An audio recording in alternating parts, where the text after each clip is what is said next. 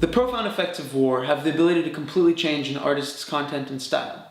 Military iconography used by post-war artists, specifically World War I and II, call attention to the glory associated with war as well as its deceptive qualities and the terror it spreads to civilians and combatants alike. These celebrated artists remind us of the pain and anxiety induced by war through their poignant images. Otto Dix's artwork became progressively darker after his time serving in World War I. His 1920 painting, The Match Seller, displayed a blind quadruple amputee war veteran selling matches on the street. In the image, there are 3 other people, but only their legs are pictured walking away from the tortured old cripple. As if it isn't painful enough an image, Dix also added a dachshund urinating on the match seller. Spanish artist Pablo Picasso is best known for his cubist paintings and collages. His piece Guernica was a response to the bombings in northern Spain just before World War II. The black, white, and gray cubist mural revolutionized abstract art's potential through criticizing war. During World War II, the Nazis annihilated the peace and security of any race that did not fit into their ideology of supremacism. Anselm Kiefer, a student of Joseph Beuys, centered his artwork around the dark past of the world.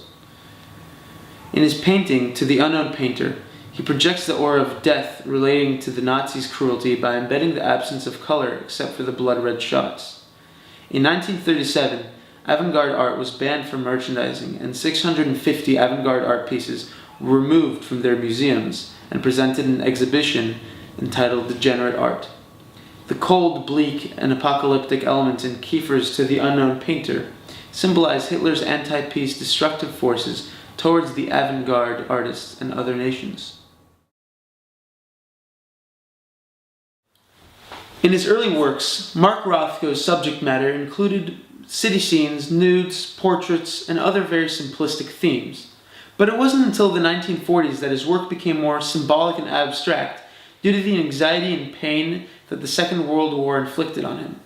He drew many elements from Greek tragedy as well as discovered a fondness for flat forms, which can be viewed in his work from the 1953 piece, Number 61, Rust and Blue. Claes Oldenburg's Lipsic Ascending on Caterpillar Tracks is a simple yet very powerful representation of the societal conflicts of the time, and was often the site of many anti-war protests. Made in 1969, the tank embodies the major crises of the Vietnam War. Maya Lin is most famous for her Vietnam Veterans Memorial. When it was first introduced to the public, however, it was very controversial and people wanted it removed because it looked like a black scar or a gaping wound. Today, however, Lin's Veteran Memorial serves as a prototype for many American war memorials. All these artists use military iconography to get their message across. Rothko, Dix, Beuys, and Gross all put their emotion and their war experience on the canvas. Others, like Rosenquist, show us the consumer side of war. What all of these artists have in common is their ability to delineate the profound effect war can have on anyone and everyone.